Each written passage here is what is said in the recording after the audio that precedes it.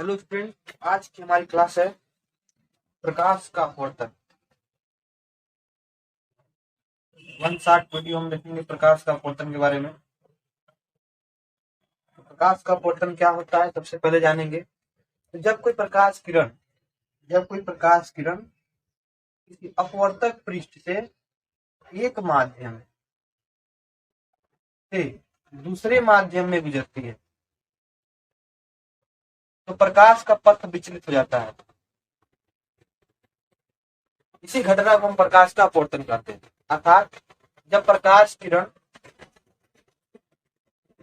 एक माध्यम से दूसरे माध्यम में जाती है किसी अपवर्तक पृष्ठ से पारदर्शी माध्यम में, तो उसका पथ विचलित रहता है। मतलब जाना चाहिए तो सीधे, लेकिन वो झुक जाता है, या तो इधर या तो इधर। इसी घटना को बोलते हैं प्रकाश का अपवर्तन। अब ये होता क्या है, दो प्रकार के माध्यम होते हैं। एक माध्यम होता है सघन माध्यम और एक माध्यम होता है विरल माध्यम। सघन मतलब घना, इंग्लिश में उसको डेंसर बोलते हैं। विरल मतलब रेयरर, जिसके पार्टिकल बहुत पास पास हो जिस माध्यम तो उसको बोलेंगे सघन, और जिसके पार्टिकल बहुत दूर दूर हो उसे बोलेंगे विरल। जैसे वायु, गैस, इसे विरल हो गए। सघन में कांच हो गया, केरोसिन हो गया, कोई द्रव हो गया, ये सब जो है सब वो हमारे हो गए सब सघन माध्यम। तो इसमें डिपेंड करता रहा है कि वो माध्यम जो है वो सघन है कि विरल है। इसके आधार पर हमारा एक अविलंब से नीचे झुकती है या अविलंब से दूर हटता है। तो आपतन बिंदु पर हम अविलंब बना लेंगे इसे, ये हमारा अविलंब है। तो अगर पहला माध्यम हमारा है डेंसर, पहला माध्यम है डेंसर, डेंसर मतलब सघन, और दूसरा माध्यम है विरल, तो हमारी प्रकाश की जो किरणें हैं वो अविलंब से दूर जाती हैं। इसका ट्रिक है याद करने का, DRA। डेंसर से जब रेयर में जाएगी तो अवे, अवे मतलब दूर होगी। अब इसके उल्टा RDT, इसका मतलब ये हुआ, ये हमारा हो गया अविलंब। प्रकाश किरण ऐसे आई, आपतित किरण जानी चाहिए उसको सीधा, लेकिन अगर पहला माध्यम विरल है और दूसरा माध्यम सघन है तो प्रकाश की किरण झुक जाएगी। इसी घटना को हम बोलते हैं प्रकाश का अपवर्तन, यानी अविलंब से दूर होने की घटना को हम क्या कहते हैं, प्रकाश का अपवर्तन। तो जब कोई प्रकाश की किरण एक माध्यम से दूसरे माध्यम में जाती है तो उसका पथ विचलित हो जाता है, या तो अविलंब की ओर झुक जाएगी या तो अविलंब से दूर हो जाएगी। प्रकाश की इस घटना को हम क्या कहते हैं, प्रकाश का अपवर्तन कहते हैं। अब फिर याद करने का है DRA, डेंसर से रेयर जाएगी तो अवे होगी, और RDT, DR मतलब डॉक्टर, एक किसी भी दोस्त का नाम लिख सकते हैं, डॉक्टर अविनाश या कोई भी चीज। तो हम ये हो जाएगा हमारा DRA। याद करने का तरीका है, जब सघन से विरल में जाएगी तो अवे होगी, और जब विरल से सघन में जाएगी तो झुक जाएगी, अविलंब की ओर झुक जाएगी। तो प्रकाश की इस घटना को हम क्या कहते हैं, प्रकाश का अपवर्तन कहते हैं। अब हमारा प्रकाश का अपवर्तन में हमारा जो दूसरा टॉपिक है वो है अपवर्तन के नियम, प्रकाश के अपवर्तन के नियम। तो प्रकाश के अपवर्तन के दो नियम है। कितने नियम है, दो नियम। पहला नियम, पहले तो हम फिगर बना लेंगे एग्जाम में। ये हमारा विलंब हो गया, ये आपतित किरण है, सीधे आएगी, जाना चाहिए इसको ऐसे, लेकिन वो दूर चले जाएगी। कब दूर जाएगी, जब हमारा पहला माध्यम क्या हो, सघन हो, दूसरा माध्यम क्या हो, विरल हो। इसे बोलते हैं आपतित किरण, इसको हम बोलते हैं आपतित किरण। जो आने वाली किरण है उसे बोलते हैं आपतित किरण, जाने वाली किरण है उसे बोलते हैं अपवर्तित किरण। जो कोण बन रहा है अविलंब से उसे बोलते हैं आपतन कोण, और जो ये कोण बन रहा है उसे बोलते हैं अपवर्तन कोण।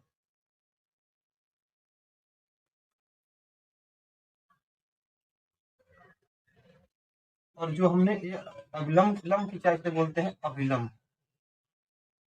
और ये तीनों बिंदु जो है सब इसे बोलते हैं आपतन बिंदु। तो पहला नियम क्या है, आपतित किरण, अपवर्तित किरण तथा आपतन बिंदु पर खींचा गया विलंब तीनों एक ही तल में होते हैं। ये हमारा है पहला नियम।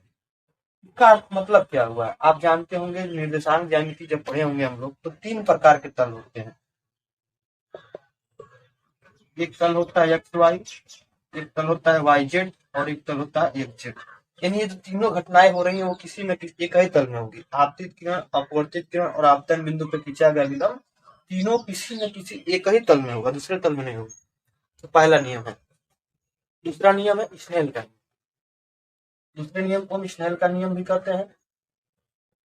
तो दूसरा है स्नेल का नियम। ये क्या करता है? बहुत इंपॉर्टेंट नियम है। क्या करता है? आपतन कोण की जया। पहले तो किसी दो माध्यम, किसी दो निश्चित माध्यम, निश्चित माध्यम तथा माध्यमों के युग्म कह सकते हैं क्योंकि वो पेयर में है।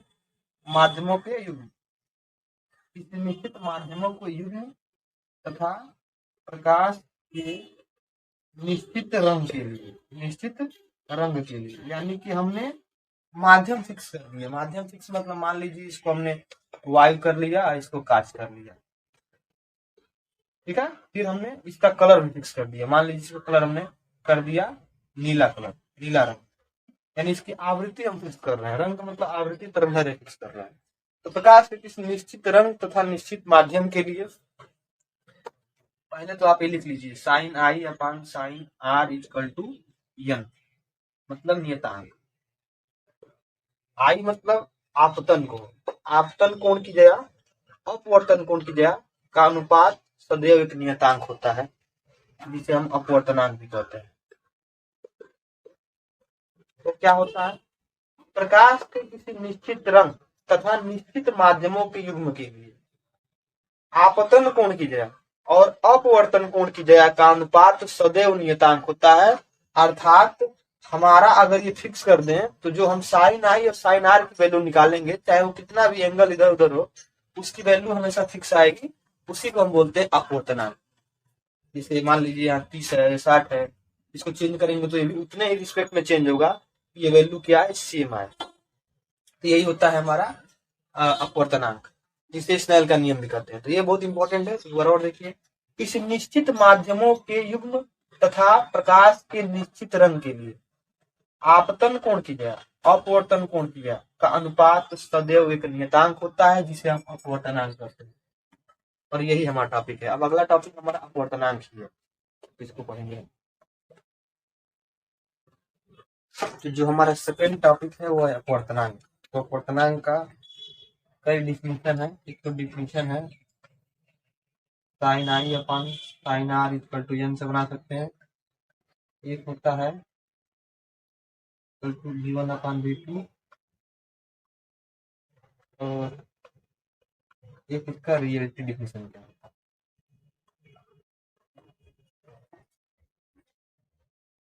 क्योंकि प्रकाश के अपवर्तन में प्रकाश की किरणें जो होती हैं विचलित होती हैं, जाना चाहिए सीधे, लेकिन वो या तो उधर अविलंब से चली जाती है, दूर चली जाती है, या अविलंब से जुड़ जाती है। क्यों होता है ये? क्योंकि हमारा प्रकाश का वेग जो होता है अलग अलग माध्यम में अलग अलग होता है। चूंकि हम जानते हैं जब प्रकाश किरण एक माध्यम से दूसरे माध्यम में जाती है तभी ये चेंजेस होते हैं। तो प्रकाश की विचलित होने की जो घटना है, इसी के माप को हम अपवर्तनांक कहते हैं। यानी कोई माध्यम किसी प्रकाश को कितना विचलित करता है, इसी की माप को हम क्या कहते हैं? अपवर्तनांक। माध्यम द्वारा प्रकाश किरण के विचलित होने की माप को हम क्या कहते हैं? अपवर्तनांक कहते हैं। एक तो डिफिनेशन ये हुआ, या दूसरा डिफिनेशन ये हुआ कि जब प्रकाश किरण किसी एक माध्यम से दूसरे माध्यम में जा रही है, तब दूसरे माध्यम का पहले माध्यम के सापेक्ष जो अपवर्तनांक होता है वह पहले माध्यम में प्रकाश की चाल और दूसरे माध्यम में प्रकाश की चाल के अनुपात के बराबर होता है। तो किसी माध्यम का अपवर्तनांक जो होता है वो इस तरह डिफाइन किया जाता है वेग के रिस्पेक्ट में। पहले माध्यम में प्रकाश की चाल तथा दूसरे माध्यम में प्रकाश की चाल के अनुपात को दूसरे माध्यम का पहले माध्यम के सापेक्ष अपवर्तनांक कहते हैं। ये हमारा इसका रियलिटी डिफिनेशन है। और एक डिफिनेशन तो हम पढ़ ही चुके हैं कि प्रकाश के निश्चित युक्त रंग तथा दो माध्यमों को युग्म के लिए आपतन कोण की जगह और अपवर्तन कोण की जगह के अनुपात को क्या कहते हैं? अपवर्तनांक कहते हैं। एक डिफिनेशन ये हुआ, जब प्रकाश किरण एक माध्यम से दूसरे माध्यम में जाती है तो पहले माध्यम में प्रकाश की चाल तथा दूसरे माध्यम में प्रकाश की चाल के अनुपात को जो होगा दूसरे माध्यम का पहले माध्यम के सापेक्ष क्या कहते हैं? अपवर्तनांक कहते हैं। अब अपवर्तनांक दो टाइप के होते हैं। दो टाइप के अपवर्तनांक होते हैं, एक होता है सापेक्ष अपवर्तनांक, एक होता है निरपेक्ष अपवर्तनांक।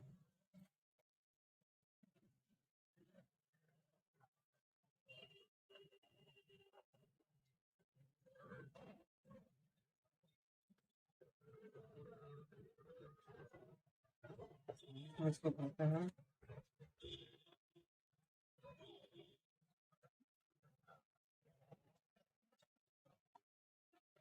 निरपेक्ष अपवर्तनांक को एब्सोल्यूट रिफ्रैक्टिव इंडेक्स कहा जाता है, सापेक्ष अपवर्तनांक को रिलेटिव रिफ्रैक्टिव इंडेक्स कहा जाता है। ये दोनों क्या होता है, जब पहला माध्यम वायु या निर्वात हो, पहला माध्यम क्या हो? वायु या निर्वात हो, यानी जब प्रकाश की किरण वायु या निर्वात से किसी दूसरे माध्यम में जाए, किसी दूसरे माध्यम में जाए, तब जो दूसरे माध्यम का अपवर्तनांक होता है उसे हम क्या कहते हैं? निरपेक्ष अपवर्तनांक। जैसे मान लीजिए वायु से ग्लास में गया, कांच में गया, आर मतलब रेयरर मतलब वायु जो होता है विरल माध्यम होता है, डेंसर कांच को मान लीजिए। तब यहाँ पे जो कांच का अपवर्तनांक होगा जिसे हम एन डी से लिखते हैं, अपवर्तनांक को म्यू से भी लिखा जाता है, म्यू या एन से भी लिखा जाता है। तो यहाँ पे हम ए भी लगा सकते हैं, ए, या सिंपली एन डी लिखते हैं और इसी को बोलते हैं निरपेक्ष। यानी जब पहला माध्यम हमारा वायु या निर्वात हो तब दूसरे माध्यम के अपवर्तनांक को हम क्या कहते हैं? निरपेक्ष अपवर्तनांक कहते हैं।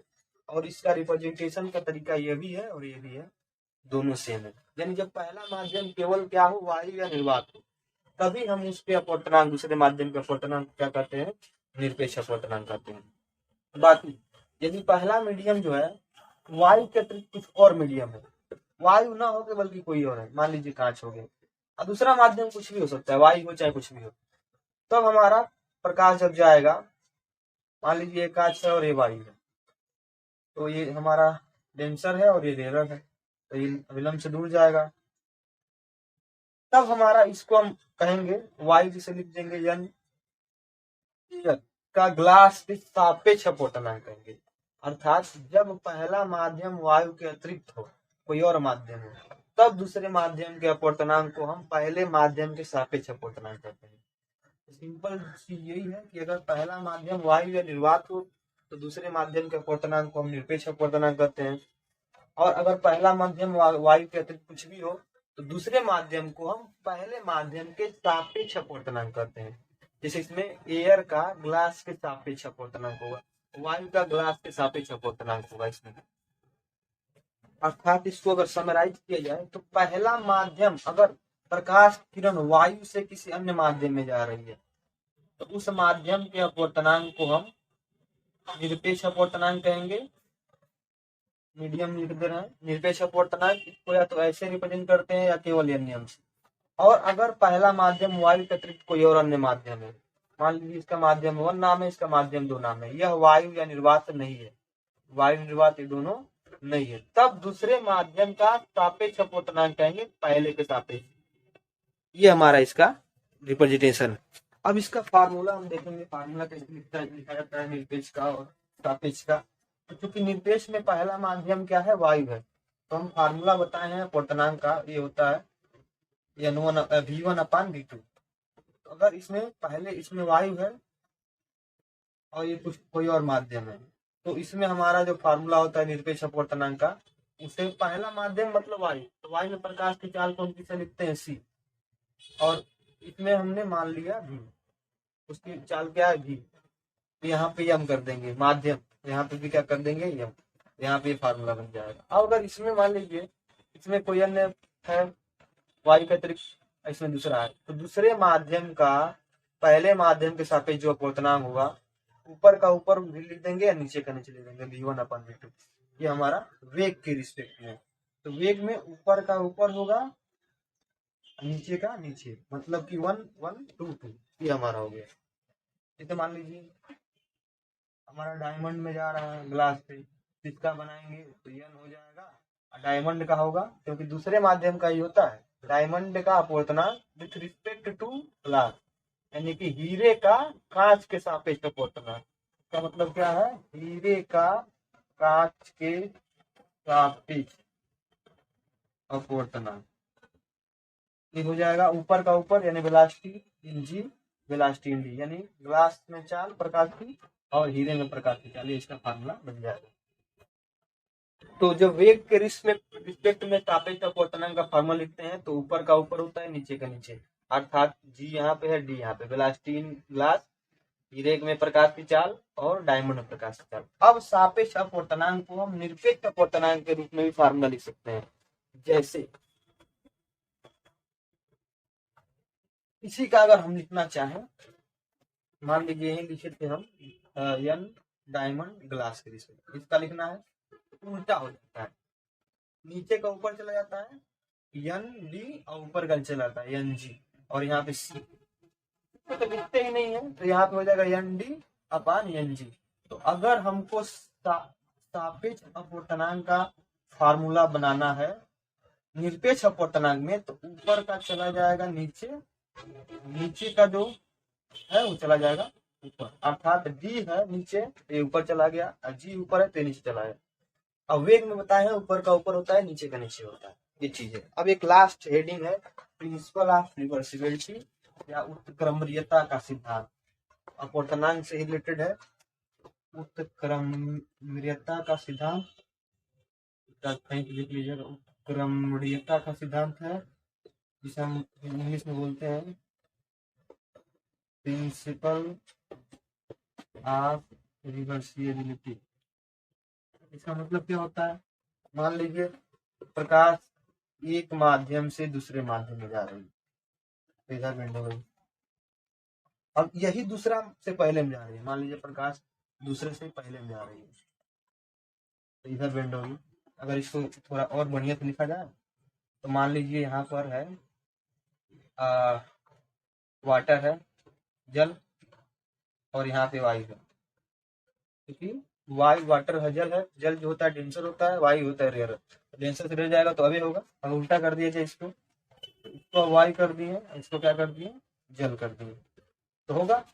तो इसमें क्या होता है, अगर इसका हम अपवर्तनांक लिखेंगे, किसका अपवर्तनांक लिखेंगे, वायु का। अपवर्तनांक कभी भी निचले वाले माध्यम को होता है, यानी कि अपवर्तनांक किसका होगा, वायु मतलब एयर ए, और किसके सापेक्ष होगा, जल के सापेक्ष मतलब वाटर। इसमें लिखेंगे तो सापेक्ष भी लिख सकते हैं निरपेक्ष भी लिख सकते हैं, चूंकि वायु है तो निरपेक्ष ही होगा, तो नीचे जल है तो जल का वाटर, और वायु के सापेक्ष लिख सकते हैं भी नहीं लिख सकते हैं, लेकिन अगर हम यहाँ पे ए कर दें, यानी अगर ये वाला यहाँ चला जाए और ये यहाँ चला जाए तो इन दोनों का अगर हम गुणा करेंगे ए एन डब्ल्यू उसकी वैल्यू 1 होगा। ये होता है प्रिंसिपल ऑफ रिवर्सिबिलिटी, यानी पहले माध्यम दूसरे माध्यम का पहले माध्यम के सापेक्ष अपवर्तनांक और पहले माध्यम का दूसरे माध्यम के सापेक्ष अपवर्तनांक का गुणनफल सदैव 1 होता है, इसी को बोलते हैं उत्क्रमणीयता का सिद्धांत। समझ में आया, इसका मतलब क्या होता है, दूसरे माध्यम का पहले माध्यम के सापेक्ष अपवर्तनांक तथा पहले माध्यम का दूसरे माध्यम के सापेक्ष अपवर्तनांक का गुणनफल सदैव 1 होता है, इसी को बोलते हैं प्रिंसिपल ऑफ रिवर्सिबिलिटी। और इस पर हमको आंकिक क्वेश्चन बताने में ये होता है। जैसे मान लीजिए अगर हम कह दिए कि डायमंड का ग्लास के रिस्पेक्ट में, हीरे का कांच के रिस्पेक्ट में, तो क्या हो जाएगा, फिर कांच का डायमंड के रिस्पेक्ट में इसका गुणा कितना हो जाएगा, 1 हो जाएगा। इसी को बोलते हैं उत्क्रमणीयता का सिद्धांत। तो अब हमारा 3 क्वेश्चन है। पहला क्वेश्चन है उस माध्यम का अपवर्तनांक ज्ञात कीजिए जिसमें प्रकाश की चाल 2.76 × 10⁸ मीटर पर सेकेंड है। तो हमको प्रकाश की चाल दे दिया है उस माध्यम में, यानी वी एम दिया है, माध्यम में प्रकाश की चाल कितना दिया है, 2.76 × 10⁸ 8 मीटर पर सेकेंड। इसका अपवर्तनांक निकालना है। तो फार्मूला हम क्या बताए थे, n equal to C by V बताए थे, निरपेक्ष वाला। यहाँ m होगा तो यहाँ भी m होगा। एन एम निकालना है तो एन एम इक्वल टू हो जाएगा, सी की वैल्यू हम जानते हैं 3 इंटू 10 के पावर 8 होगा। अब वी एम की वैल्यू हो जाएगा 2.76 इंटू 10 के पावर 8, तो 10 के पावर 8 से 10 को कट जाएगा। एन एम की वैल्यू आ गया 3/2.76, इसको डिवाइड कर दीजिएगा, आंसर आ जाएगा। अब हमारा दूसरा क्वेश्चन है, ये इंपॉर्टेंट क्वेश्चन, इसमें हमको लगाना है, पहले इसका रिप्रेजेंटेशन लिखना पड़ेगा। यदि जल तथा कांच के अपवर्तनांक क्रमशः है, यानी जल का इतना है और कांच का इतना है। जल का अपवर्तनांक कितना दिया है, 4/3, तो अपवर्तनांक का जल वाटर कितना दिया है, 4/3, और कांच का कितना दिया है, n ग्लास 3/2। ये सापेक्ष नहीं, ये निरपेक्ष अपवर्तनांक है, यानी यहाँ पे ये लिख सकते हैं हम। और हमको पहला क्वेश्चन में किसका पूछ रहा है, कांच का जल के सापेक्ष, यानी पूछ रहा है हमको कांच का किसके सापेक्ष, जल के सापेक्ष। अब दूसरा पूछ रहा है जल का कांच के सापेक्ष, वाटर का कांच के सापेक्ष, इसका पूछ रहा है। तो पहले फार्मूला हम बनाएंगे। हम बताए थे कि अगर निरपेक्ष अपवर्तनांक में लिखना है फार्मूला, तो ऊपर का नीचे होता है, नीचे का ऊपर होता है। मतलब जी ऊपर होगा NG और NW नीचे होगा, इसमें NW ऊपर होगा और NG नीचे होगा। NG की वैल्यू है 3/2 और NW की वैल्यू है 4/3। जैसे यहाँ ये चला जाएगा, यहाँ ये हो जाएगा 3 के 9/8, इधर इसमें रखेंगे, ये हो जाएगा 4/3, ये हो जाएगा NW की वैल्यू है 4/3, ये है 3/2, ये चला जाएगा यहाँ पे, चला जाएगा यहाँ पे, ये हो जाएगा 8/9, ये हो जाएगा इसका आंसर। अब इसको देखेंगे हम, इसमें तो ये लगेगा उत्क्रमणीयता का सिद्धांत पे। जल का दिया है वायु के सापेक्ष, यानी अपवर्तनांक दिया है जल का किसके सापेक्ष, वायु के सापेक्ष, कितना है 4/3।